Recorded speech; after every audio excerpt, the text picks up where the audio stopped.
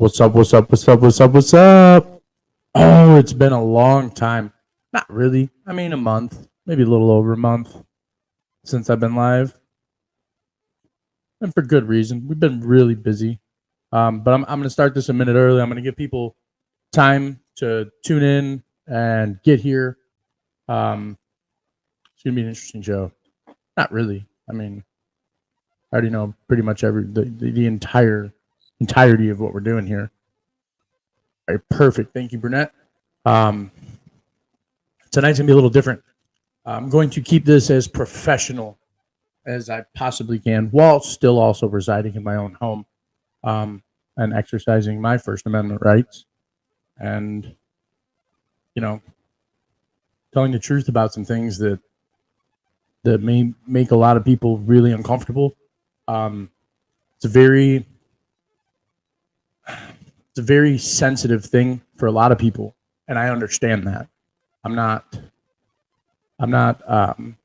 taking it lightly in any way, shape, or form. I never have.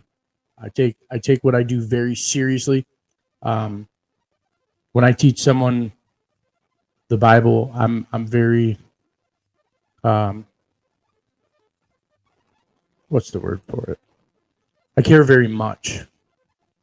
I care very much about people. Everybody. I don't care who you are. Doesn't matter to me. I'd give you the shirt off my back if you needed it. You could spit on me, hit me, falsely accuse me, send police to my house. I don't care. I do love people. Tonight's a very unfortunate show. Not one I wanted to do, but at the same time, it's one that needs to be done. This needs to be done. But it's going to be a good show. I mean, it just is what it is, and I'm going to keep it as professional as possible, while also, what is the word that I'm looking for? While prioritizing the safety and well-being of others, and ensuring that everything that is said tonight can be used down the road in other things, should it need be. This means that it's just going to be a lot more professional than usual. I'm not happy about having to do this, and this is the last thing I ever wanted to have to do, to be honest. And it's pretty bad that it's come to this, and I'm not. But it just is what it is. As the title says, real versus fake, unmasking a liar. It's a lot of you, most of the people watching this tonight probably know Jason. I know everybody that watches my channel knows who Jason is. He's the lawyer. He was on my channel last year.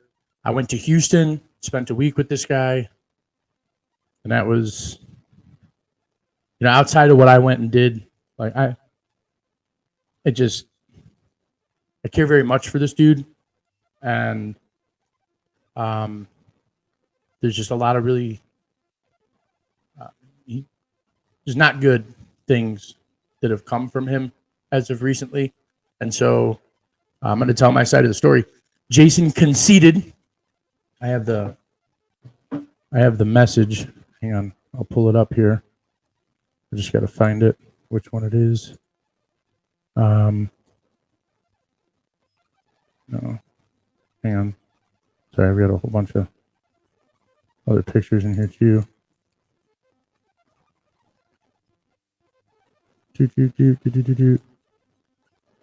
Sorry, I mean, there's just have a lot to show. He did concede and said he would not be coming up to debate. Then he wants to, he plays change his mind 1,000 times, and I'm not playing that game. I'm just not doing it. A double-minded man is unstable in all his ways. He conceded, so I don't need him here for this. In fact, it's probably better that he's not. And I know he's in the comments. I know he's going to be watching, and that's good. I want him to. He needs to see this. He needs to know the damage that he's done. I don't need to see me slip and fall. Hang on, I gotta find where it's at. Give me 2 seconds here. Oh yeah, it's all the way up at the top. Okay, so hang on a second. I gotta get through all of these in order to show you guys. Just want you to know that I'm not, not making stuff up. It's not how I do things. You guys all know that. I'm very serious about, there it is. Oh no. Okay, right there. He said, hey, so I concede to you, but I'm still available to draw attention for ministry. No, he's not. He's not. He's never done ministry a day in his life properly. He has no desire to whatsoever. He uses it as a tool to abuse people, and it's a lot about what we're going to be talking about today. I want to tell you guys the story of how I met him and where we're at now and why, to the people, to his family, and to his ex, and to her family, and to, all the people that his current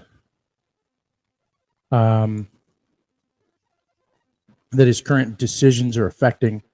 I want you to know this isn't malicious intent for me. This is not, it never has been. I've been thoroughly disgusted with his behavior for much longer than just the last few months, stemming all the way back to the first few months I knew him, with some of the things he did during the divorce. And I think he was telling you guys one thing and then telling us another. And when I say us, I say like I have another 10 witnesses to all this, that it wasn't just me. Like I have a whole crew of people, and they all hold me accountable, and I hold them accountable. And we do Bible, and we do Bible the right way. And it's just been it's been a very long process and a long road watching Jason get to where he's at now. We're all very hurt by it. I mean, even my kids, this is ridiculous. It's absolutely ridiculous. And just watching the last couple of months, it's just somebody had to say something, and I'm just that dude. So, the story is, and this is my side, to his family. I want you guys to feel free to use this. You can send this to whoever. That's fine. You might want to screen record it. I don't know how long it's going to be up here. Not from anything I do. I'll leave it up here permanently, but it just is what it is, unless asked by his ex or their family or everybody but him, unless asked by them to take it down. Then, but if I was you, I would just screen record this. This is my sworn testimony to my side of things, from where I've sat, what I've seen, what I've been involved with since the day I met him. I don't think it's going to take all that long, because it's really been the same story over and over and over and over, and now it's just culminating, and it's like he's in self-destruction mode, and he's trying to destroy everybody around him with him, because he can't accept responsibility for the decisions that he's made, and it's very disturbing at this point. So it started about 2 years ago, almost close to 2 years now. I think I've known him. He had came across the Never Sin Again Bible study. It's in the description. If you're curious about it, it's just Bible verses. And there's that too. I am just a dude. I want you guys to understand this.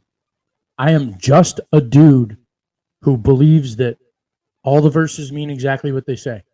You can go through every video on my channel and filter out all the nonsense and all the arguing and all the everything else. If you really pay attention to what I say, all I do is say the Bible verses mean exactly what they say. That's it. I show people verses. I say they mean exactly what they say. I show them how they work. I show them how to use it. I show them how to trust it. I show them the truth. And, that's it. That's it. There's nothing more. There's nothing less. I am bound by the book to preach the gospel. That is all I do. I do not condone his behavior in any way. I never have. I'm a firm believer that, you know, you don't air your you don't air your dirty laundry out on public platforms, and if you do, you better be prepared to deal with it. You know, you got to be man enough to own it, and whatever. But I've never condoned this in any way, shape, or form since the get go. But I met him a couple years ago. He messaged me. He emailed me. Actually, he'd come across the Never Sin Again video, and he was asking me questions about it. And then he started telling me his wife had already told him she wanted to be done. He seemed kind of, I don't want to say schizo. He just seemed really squirrely to me even then. And I knew, and that's fine. Like I deal with these kind of people day in and day out, and I've dealt with them for the last 5 years. I've spent about $32,000 in total on attorneys just for the people that have falsely accused me, my family, that have tried to harm my family.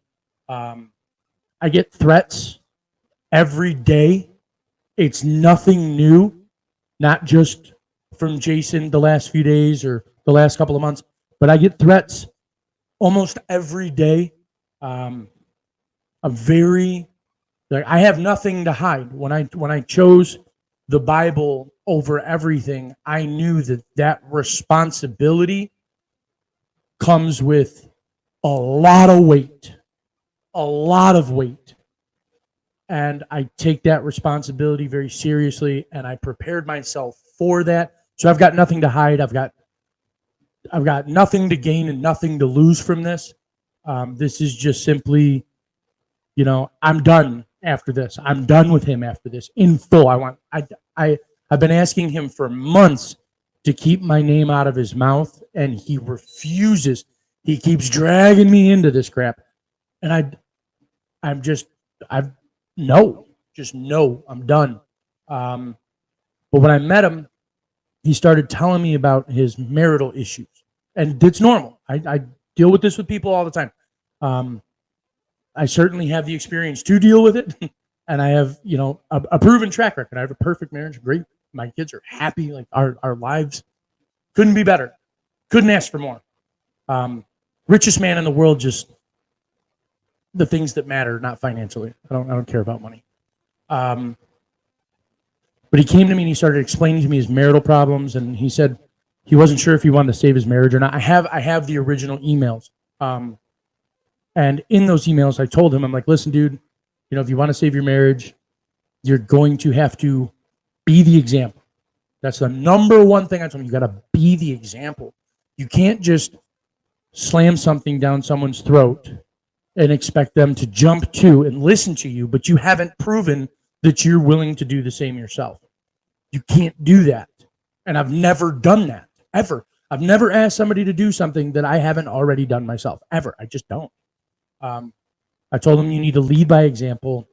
I told him to leave his wife alone because he was hounding her all the time, always starting fights. And I was on the phone with him. I was talking to him, FaceTime, all the time while he was doing this. And I told him, I don't know how many 100 times, that he needed to be the example, and he needed to treat her better so his son could see that.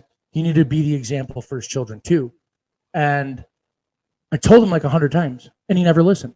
He asked me how to show his wife the verses in the Bible. I told him, you don't. I said, you sit down, you read 2, 3, 4 hours a day, and you let your family see you do this naturally. That's what I did. I did not even try to show my wife a single Bible verse until she had watched me read it every day. And I was reading it for 10 to 18 hours a day for over 4 months. And to the point where people around us were asking, like, what's with you in that book? What's with you in that book? And they were asking her, and she's like, I don't know, he just reads the Bible. That's his thing. And I was the example before I ever approached her with it. So I could let her see. And even before that, I let her see the effects that it was having on my life organically, like our wedding getting canceled. My wife wasn't a believer when that happened. To those of you that know, you know. My wife wasn't a believer when that happened. She hadn't done the study. But I let her see the effects of it before I sat her down and showed it to her. I was the example for my children. And so naturally, this is what I told Jason I wanted to see from him. But I saw the opposite. What he ended up doing. So, and I'm a firm believer in this. I really do wholeheartedly 1,000% believe if he would have listened and done what I told him to, he probably could have saved his marriage. But he didn't. And he did the opposite. And I watched him do it. He took what I showed him and he weaponized it against his family. He weaponized it against his ex. He bashed her over the head with it constantly, not physically, right? I think they had like one little, she shoved him away. I call it the iPad day or the laptop day, whatever, where I was on the phone and I was disgusted. And not by her necessarily. I mean, I was a little disappointed she couldn't calm down and hear out the verses, but Jason was to blame, 1,000%. And I told him that. I said, she's not listening because of the way you're approaching her with it. You need to just stop. You need to read the book and let her see you and be the example. And he refused. He weaponized it against her, and he caused it. He caused his own divorce.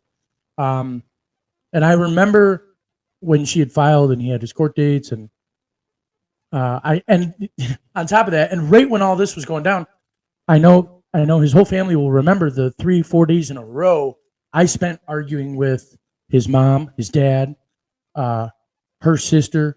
I spent 3 or 4 days, almost no sleep, arguing on Facebook, the Bible, and arguing with Leslie to stay with Jason. That was my thing. I wanted to see them stay together. That's what a man is supposed to do. You're supposed to be the example. You're supposed to be the guide. You're supposed to be the shoulder. You're supposed to be, the husband is the head of the wife as Christ is the head of the church. You're supposed to be that for them. And I'm going to cry. Whew. And he wouldn't. And it hurt me then. And I used to talk to our group about it. Tim, Tick, and all them. I used to talk to them about it. I said, something's not right. But, I was like, as long as he's hanging in there, I'm not gonna launch him. I'm not, I'm just not that dude. Like I give everybody as many chances as I possibly can before I just can't do it anymore with him. And it hurt me horribly to watch him do that to her and those kids. And I begged him to just stay with her and to do it right, and he wouldn't. And then I remember the day I said, "Look, dude, you got to make a decision. Like, are you trying to save your marriage, or are you going to let it go?" He's like, "I don't want to be." He's like, "I just don't want to do this anymore with her." And the whole time, I was watching all of his Facebook posts, and it was all sinner whores and tits and fucking. Sorry, I'm trying to keep this professional. And him going out to titty bars and I asked him, like, what the hell are you doing, man? And he's like, let's all reconcile. And it's like, just because it's reconciled doesn't mean you should. The Bible is really clear. Like, you're supposed to represent a holy God. You're not supposed to be celebrating unbelief with the unbelievers, He just kept going. And, from the outside looking in, this is what I saw. He thought the grass was going to be greener on the other side. So he took what I showed him, weaponized it against his family, destroyed his own family. And that's just a fact. That's just a fact. She didn't divorce him for nothing. You know what I mean? It wasn't just something she made up and was like, I can't do this anymore. That's just a fact. And then he took what I showed him, dragged me into it, weaponized it against them, caused it, thinking the grass would be greener on the other side. And once it was done, it was done. I believe what Jesus said when he said, judge not that you be not judged. So I didn't judge him for it. And I still don't. I don't. He made his own decisions, no matter who it hurt, no matter what. He made his own decisions. But I still don't judge him. I forgive. Don't. It's his own decisions, and he's got to live with those decisions now. And, but I still. It just is what it is. He seemed to be somewhat. There's actually a verse for that. I do want to pull this up. Not going to do a whole lot of Bible stuff tonight, but talking about false brethren who seemed to be somewhat.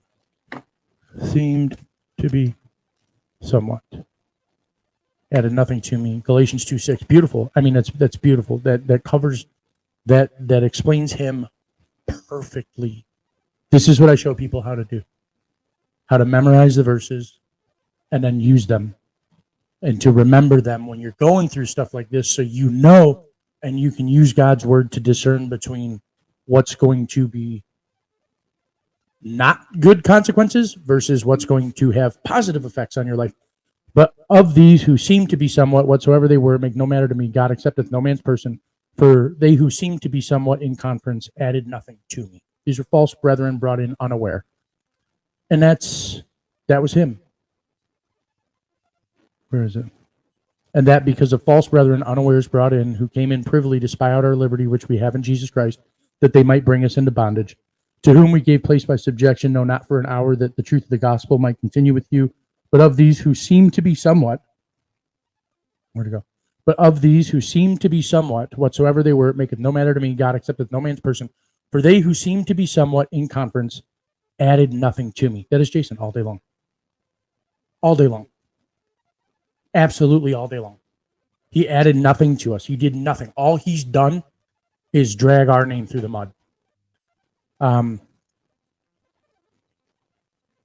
So while all this is going on, I didn't judge him, but I wasn't going to launch him either. What I did do, he'd offered me to go to Texas to come stay with him for a week so I could go preach in Houston. And so I got together with all my people, and this was last year, and I told them this is what I'm going to do, because we all of us, the entire time, were like, there's something wrong with this dude. Something's not adding up. He quoted a lot of the verses. Everything came out of his mouth. Sounded so good. Sounded right. But I was watching what he did to his family. I was watching what he was doing with the sinner whores. I was watching the decisions he was making, and how gospel was the last thing on his mind. A ministry was the last thing on his mind. As a believer, I wake up, eat, sleep, and breathe this.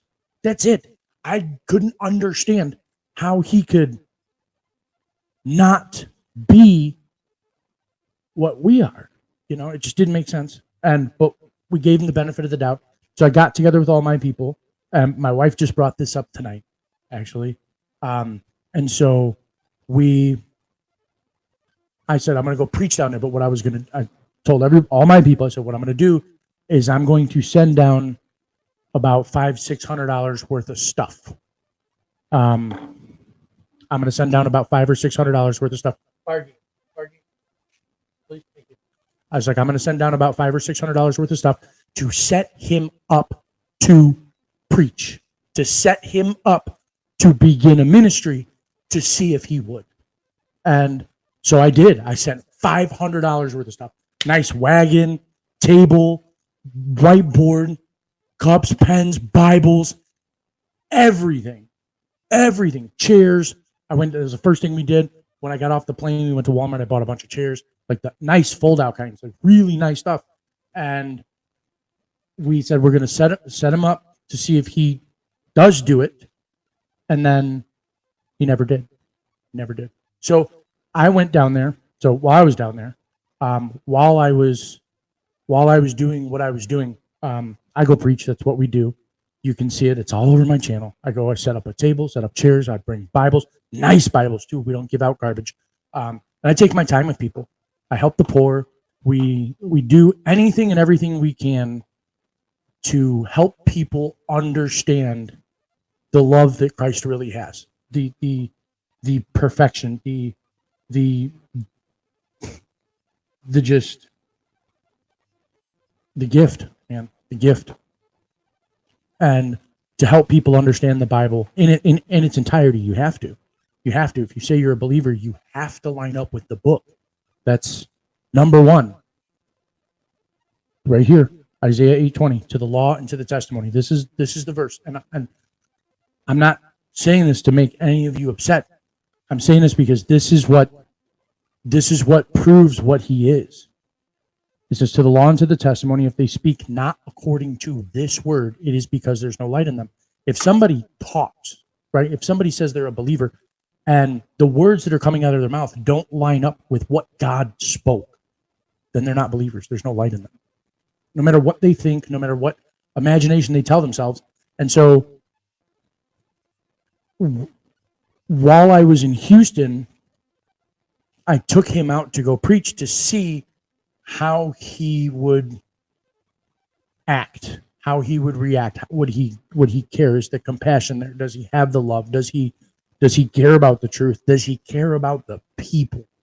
And I will tell you this, while I was there, it was about the most disappointing thing I think I've ever seen in my life when I set up the table and I was preaching to all these people and I watched him sit there and do a crossword. He did not care one bit for preaching. In fact, he tried to talk me out of preaching. He's like, I'll take you to a baseball game. I said, I'm not here for a baseball game, dude. I'm here to preach. And then one night in the apartment, he blew up on me because of Jeremiah 10:12. You can argue with me all you want about it. I don't care, flat earth, whatever. I don't care. I just go by the book. I believe what the Bible says. That's what I stick to. I don't care. You think whatever you want about me. That's fine. I believe the Bible means exactly what it says, and I'm going to trust that till my grave because that's what a believer does. But he blew up on me, got real nasty. And I didn't. I stayed just like this. And I tried to give him the homework behind the scriptures, like the proof behind it. And he snubbed his nose at me, snapped on me in the apartment, stormed out, left me sitting in his apartment by myself. I thought I was going to need to find a new way home. But whatever, I didn't care. I'm going to stand by the. I'm going to go by the book. I'm going to trust what the book says, not what some idiot says. So, he came back, whatever. That night, I went out on my own, actually, and preached to like half of Houston. I had an awesome night all by myself. He didn't care. That's what I'm getting to. I went down there and found out he did not care at all.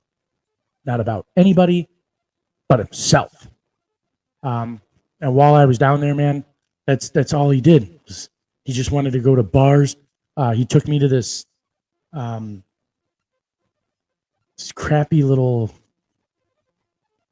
you not a titty bar. Like they were still wearing clothes, barely. And I tried to preach to a girl there. That didn't go good. Never does. Usually doesn't, which is fine. But that's all he was concerned with. That's it. He wasn't concerned with his kids. He wasn't concerned with the ministry. He wasn't concerned with the Bible. He was concerned with girls and self. And going back to the divorce, when they were going through court, I remember when it came down to the day where Leslie had made the order, right, the parenting agreement, and it was set for supervised visits. Now, I'm going to sidetrack a little bit just to explain to you why this is so personal to me, is because what he's doing to her is what my ex tried to do to me, and what she's currently trying to do to me with my son. But I made sure I'm rock solid. She's been doing it to me for years, falsely accusing me, making false reports, sending them to my house, and then trying to use those false reports to get fake orders of protection against me, lying to the court system, using the court system to try and destroy my relationship with my son. She's been doing it to me for years. And so I understand what Jason's ex is going through, because it's been done to me. And because it's been done to me, it infuriates me. And it's the most horrible thing a human being can do to their own children, let alone to their, significant other, whoever that may be. I think it's just horrible, absolutely horrible. And so, all things reconciled or not, that's just horrible. Ugh. And so, but when she'd gone in to get the supervised visits ordered, I told Jason, I'm like, look, dude, and to a certain extent, I don't want to say I was on his side. I wasn't on. I don't play sides. I watch from the outside. But as a dad, I told him, you don't do that. You don't sign that paper. I told him, like, don't sign that paper. Like, if you give her supervised visits, you're done. And he told me he didn't care. He didn't care. He said, I'll deal with it down the road. They weren't important to him. He thought the grass was going to be greener with the center horse. And he didn't care. I was appalled appalled. So moving forward, just sorry to sidetrack. Just want to explain why I feel the way I do, why I understand it, why I know what he's doing, and that he didn't care. And so fast forward to Houston, he didn't care then either. Everything about him I just found to be fake. 1,000%. Now, expounding on this, I don't think what he's going through right now is mental health at all. I think it's malicious intent. I think he knowingly and willfully is abusing the system to terrorize his ex and his children. I've been watching it. I watched the whole thing. This isn't mental health. This is him trying to destroy her, because the center whores and the grass being greener on the other side didn't work out. It didn't work out. And so after Houston, I came back. I left Jason in the group. I did. I left him in our group because, he hadn't given me a reason not to yet, really. I don't judge. Whatever, you want to make your decisions, but I told him when he signed that paper, I told him, I said, you're going to regret this someday, dude. You're going to regret that. And I was disappointed. I was beyond disappointed. And I'm sure she can understand where I'm coming from and why I would be disappointed in him for that. I was beyond it. Like, it's taken everything in me not to cry. I would never sign those papers. I've made that mistake in the past. And I told him, I'm like, you're going to regret that, dude. And so that's what's happening now. This isn't mental health. He just regrets his decisions, and he can't take responsibility for his decisions. And that's what I've noticed about Jason over the last 2 years, is he doesn't take responsibility for anything he does whatsoever. It's always someone else's fault. Yesterday on Facebook, he made a post, and he said that I cost him his house. I cost him his house. I just got to find it. Let me find it real quick. I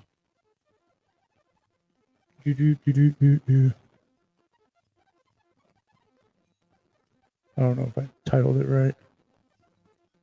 So many threats from him. No. Maybe I didn't. I might have just sent it to the sealed. Yeah, I think I just sent it to the sealed.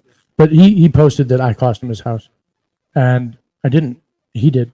And I actually spoke to someone very close to him about this today, that he does not take responsibility for anything he does whatsoever. He blames everybody for everything. He just can't ever accept that he's done it to himself. He's destroyed the people around him, and it's horrible.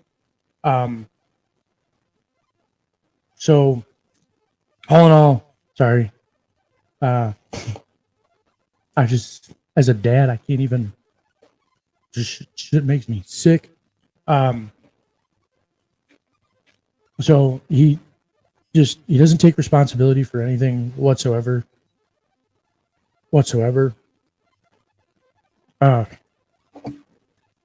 Okay. So I come back from Houston. I left him in the group. And like a month or two after that, maybe like 2 or 3 months, maybe. I don't know. I have the exact date somewhere. He brought up that verse in Joshua 10:12, and he said the verse was lying. Now, when you say one verse is lying, you call the entire book a liar. And if you call the book a liar, you call God a liar. And then he walked out. We didn't even launch him. We weren't even going to kick him out. We're just like, okay, so you think the Bible's lying then? All right. And then he got mad, called us all insane. It was all us. We're the crazy ones, right? And then he left. And I texted him after that, and I said, "You're done, dude. You don't get to come back." That's how we do things. That's what the Bible says. Jesus said it himself. There's some that believe for a little while, and then they fall away. And when you go back to unbelief after knowing the truth, when you call God a liar after knowing the truth, you're done. You're done. You don't come back from that. I was explaining to someone the other day, he's not going to recover from this ever. He called God a liar, and the things that he's doing, I mean, he's done.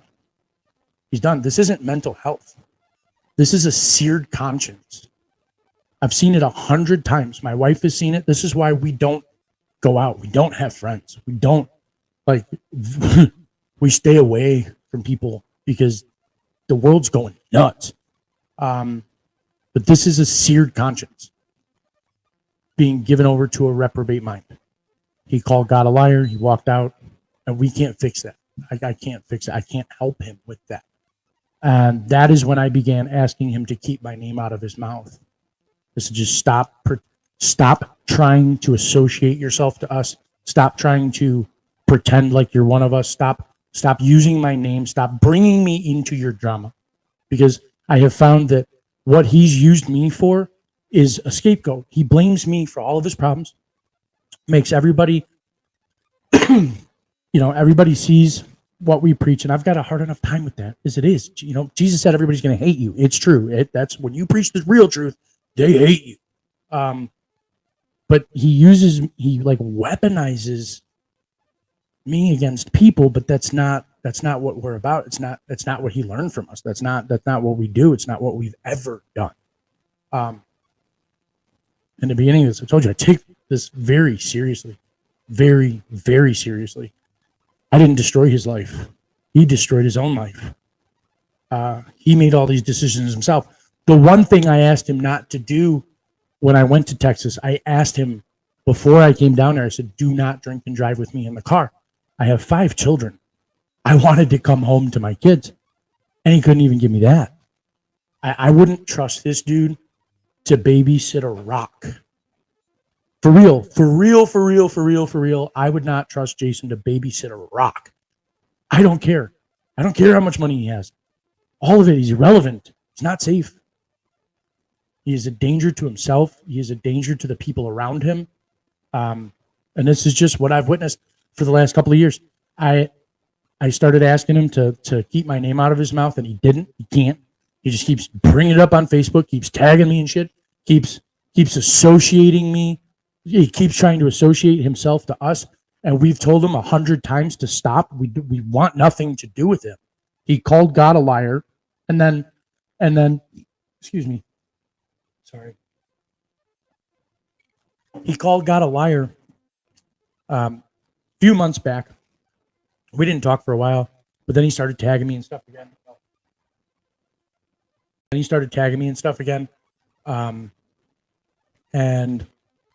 And then a couple of months ago, he started falsely accusing his ex of horrendous acts against children. Okay. And then this is where I was like, okay, like what? And then he tagged me in one post, like, "Perry, you should get on board with this." I'm not on board with that. What's happened is he's lost everything. He has nothing. The only thing he has maybe is money. But money doesn't fill the void. It doesn't. He sits alone in his apartment because he's a narcissistic freak who treats people like garbage. And every so-called friend that he has is phony. They're all fake. They're not substantive. It's not a substantive friendship. It's not what he had with us, right? Like, he doesn't have that with anybody else, and it's never going to happen. He chose sinners and unbelievers over his family and over the truth, and so everything's falling apart for him now. And this is what I'm gathering. This is just from seeing it from the outside. Is now he's trying to come up with accusations against his ex in order to strip her of the kid, to punish her for her doing what she needed to do when she needed to do it. And it's easier for him to blame everybody else and concoct all these lies and false accusations and threaten. And now this is where this is a problem, because he's an attorney. He's an attorney, and I don't care. Everything I'm saying here is true. Everything I'm saying here is backed up by, I've got like 15 different, more than that, probably like 20 different screenshots and 100 different witnesses to what he's been doing the last couple of months. I have no doubt in my mind, like this is 1,000% accurate. He's just trying to punish her because of his decisions. He's blaming her, and he's blaming anything and anyone else for the decisions that he's made and the problems that he's going through now, in order to avoid having to accept the responsibility that he made the decisions he made when he made them. It's disgusting. He's posted her personal information online, her work address. He's sent, I don't know how many false well-being checks to her house. He's terrorizing her and her children. He tried to cost her job. I've been through that. I know how much that sucks when it's bullshit and you have to deal with these people coming to you. He's made false child protective services claims against her, and all based on these lies that he's coming up with. And then he's like, oh, I believe it, so it's true. No, and that's not how it works. And he's blaming everything else. And then I don't think this is mental health. I think he's going to try and blame mental health. That's what he's going to do. He's going to try and blame mental health. But I think it's malicious intent in full, 1,000%. I know Jason. He's a smart dude. He's doing this on purpose, and he's abusing his power as an attorney and using it to terrorize innocent people. And above and beyond that, so this is where I got involved. So he kept tagging me in these posts, and I'm like, dude, stop bringing my name up. You're not a believer. I don't want anything to do with you. Stop. And he wouldn't. And then I saw the shit he was posting about his ex, and I was like, oh my God. I was like, dude, are you nuts? Like, have you lost your mind? And then somebody, I don't know how it all ended up happening, but he ended up losing his job. And good. I don't think he should be an attorney. If you're willing to lie and falsely accuse people and use your power as an attorney to abuse other people, you do not belong being a licensed attorney, period. So there's that. But then where I really got involved is when I told him to leave me alone, and called him out for all of this. I called him out because nobody's done it. I mean, a lot of people have tried to be gentle about it. I just blunt. I don't care. I took the verbal baseball bat to his head with it, because somebody has to do this. Somebody has to make him face what he's done, or it's just going to get worse. It's just going to get worse and worse and worse, like it has been for the last few months. And then he threatened me and my family with the same false allegations, which is where this whole show comes in, because I'm not putting up with that shit. My kids have been through enough for the Bible. I don't need, right here. Hang on. He was talking to my daughters, telling them he's going to take away their dad from the house. Told me he was going to Where is it? Called me a pedo. Right here, right there. Called me and Leslie because I had mentioned. I said, dude, I'm just gonna give her everything that you're doing. I'm done. I at first when I handed over all my screenshots, I was like, I really don't want him to know I handed it over. But then I thought about it and I'm like, you know what? No. And I messaged him myself and I was like, I'm just going to let you know I handed over everything to her for her attorney. And I hope she nails you to the wall, man. I was like, this is ridiculous. This has to stop. So then he called, he said, feel free to pair up as a pedo. So he's calling me and his ex a pedo. Just false accusations all day long. All of it's false right here. Right here, accusing me of abusing my children. Are you sick of being abused by your dad? Because although I agree mostly, he says it, mostly with his face, mostly with his face. Look at this. Although I agree mostly. Why? Because he calls the Bible a liar. He calls the Bible a liar. He doesn't agree with the Bible. He doesn't believe in the Bible. He quotes the verses, but he doesn't believe in the Bible at all. At all. The double-mindedness should show you that. James chapter 1, verse 8 says a double-minded man is unstable in all his ways. If he really trusted the Bible, he would never delete one of his Facebook posts. Ever. He would, and when he deletes his page, he'd leave it deleted. A double-minded man is unstable in all his ways. Right here. Right. Say what you want to me while I rescue your kids from you. Do you know how that makes my kids feel? They got to worry about bullshit DCFS reports coming to my house when we've already been through 30 of them from people just like him for the same exact reasons because they can't face the truth about themselves. And I told him, go ahead, falsely accuse me, Jason, cause my family problems. I dare you. And apparently he accepted that dare because this is where we're at. And he wouldn't stop. He just won't stop. Let me see. I want to show you. I need to find. Oh, yeah, he called like his kids' coaches. His kids' coaches. He embarrassed and humiliated his own children. Falsely accusing his ex. And here's what most people don't realize. When you falsely accuse somebody of something like that, like him accusing his ex of abusing the children in a unprofessional, like the worst way you can. You're not just accusing the ex, you're accusing the children too. And that makes me sick. That just makes me sick because they've got to live with that. Like they've got to know that that's what their dad is doing. They got to go to school with that. That's horrendous. Right here. Look at. Here's where he takes his authority as an attorney and uses it to threaten me. He says, here's your name, Daddy Pants. Don't fuck with me. You will be put out of your house. That's what he threatened me with. I've never said anything like that to him. Ever. I might call him a dirtbag and a scumbag and a hypocrite and all the things that he is. I might tell the truth and out him for the things that he's doing. But everything that's coming out of my mouth is 100% true. This is horseshit. Sorry, I'm trying so hard to keep it PG-13.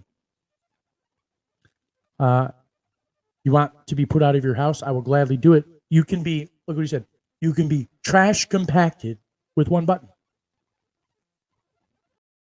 He's threatening me and my family because I see an injustice being done to his ex and his children. I see him for what he really is, and I'm outing him for it. I'm done. And you guys, all of you guys, you need to be done with this too. You need to stop tolerating it. Stop. It's garbage. It's not mental health. He's doing this on purpose. He knows what he's doing. He's an attorney. He's very smart. He's got a very high chess rating. I love playing chess. I'm not the best at it. He's really good at it. He's not dumb. He's playing you guys for fools.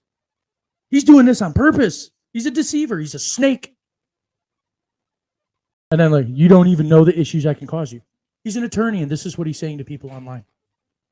He's weaponizing the court system against his ex falsely.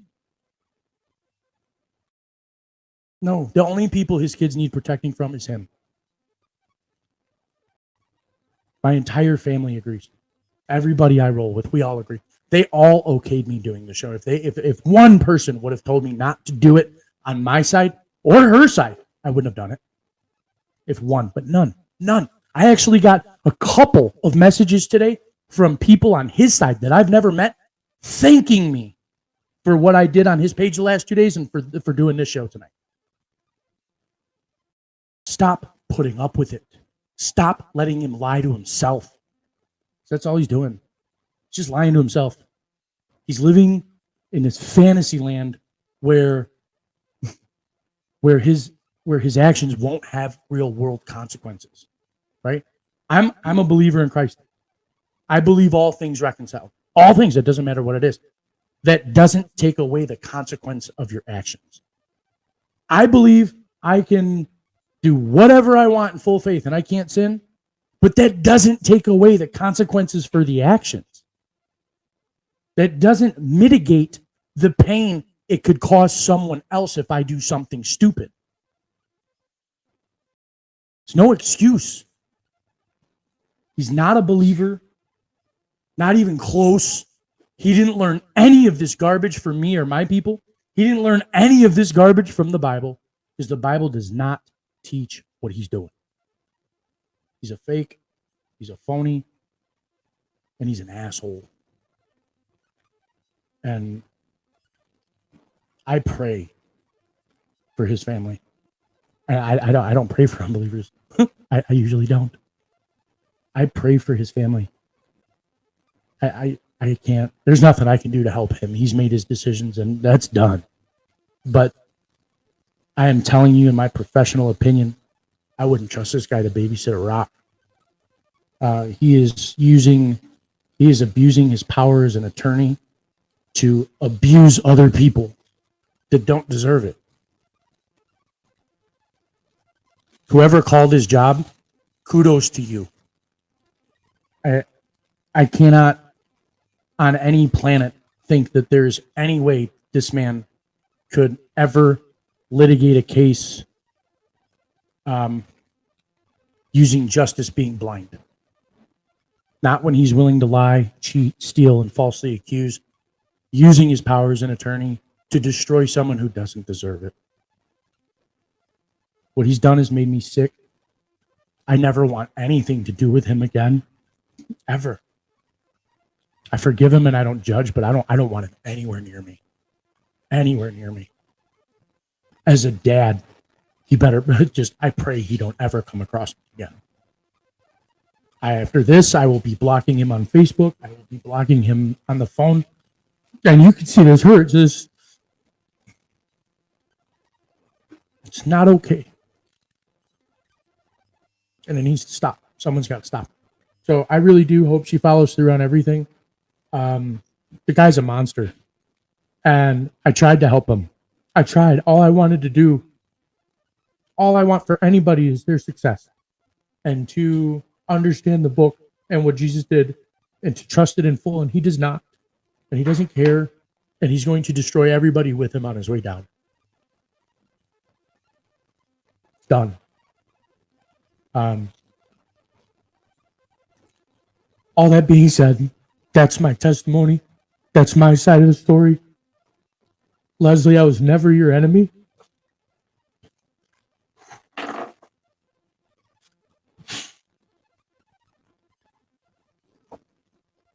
I was never any of your enemy. Any of you guys. I was never your enemy. I'm just a guy who preaches the gospel. That's it.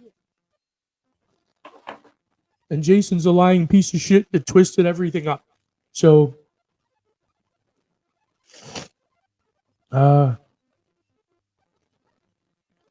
we turned him over to Satan. We're done with him. All that being said, I'm going to end the stream. I love you guys. I salute the brethren. Enjoy your night.